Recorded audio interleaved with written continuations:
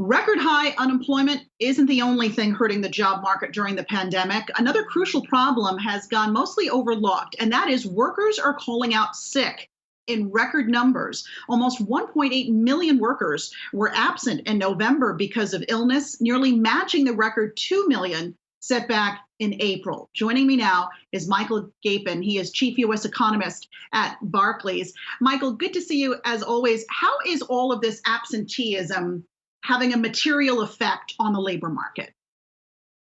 Hi, Alexis, and Happy New Year. What I think it's really doing is it's slowing the rebound in the manufacturing sector. You can see this anecdotally through the evidence from the ISM reports. The report that was released in November had many anecdotal responses that include things like difficulty rearranging workspaces to get production done, worrying about labor shortages because either workers are infected or have to be quarantined because of proximity to those who were affected. And therefore, what it's doing is it's really attenuating growth in manufacturing. It's limiting the ability of the sector to rebound and satisfy household demand for goods. So I think the key point here is it's not preventing the recovery, but it's certainly slowing that recovery down, and it's making it very difficult for the economy to get goods in time to the places that it's needed.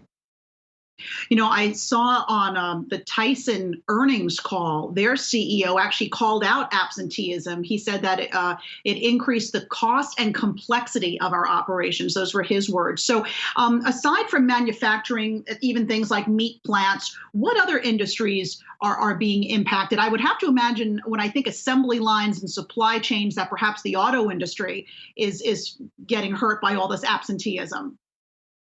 Right. So I would say it's easy to understand how it would affect many parts of the manufacturing sector where you can't work from home and you need to be in a production facility, or as a supplier to a manufacturing plant, you're in a production environment where you just can't do that remotely. You have to have people in the facility. You can separate people to a certain degree, but you have to have some contact and overlap there. So I think what you said there is exactly right, that what it's doing is it's limiting supply, it's creating supply chain constraints. It's likely putting some upward pressure on prices. This is difficult to see because we had a massive drop in prices during the shutdown and then a very strong rebound in prices generally thereafter. But I think if you tease apart some of the producer price indices for intermediate goods, you will see that some of the price input pressures have persisted. And I think that's a reflection of supply chain and bottleneck constraints that are leading to some upward pressure on costs. I mean, how long? I know it's a tough question to answer, but how long do you think we're going to see these record numbers of workers calling out sick? I mean, now we have the vaccine rollout. I would imagine that will help things in the coming months.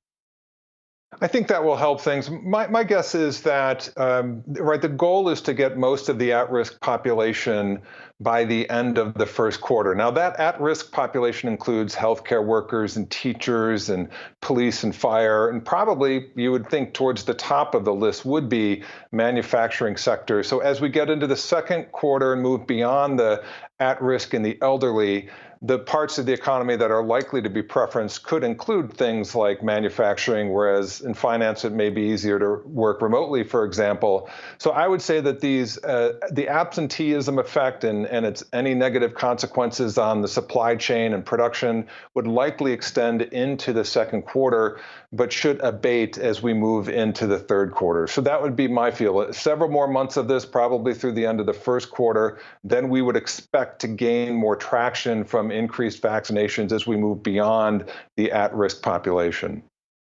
I guess part of it too is a lot of people admit that they would go to work even when they didn't feel well pre-pandemic.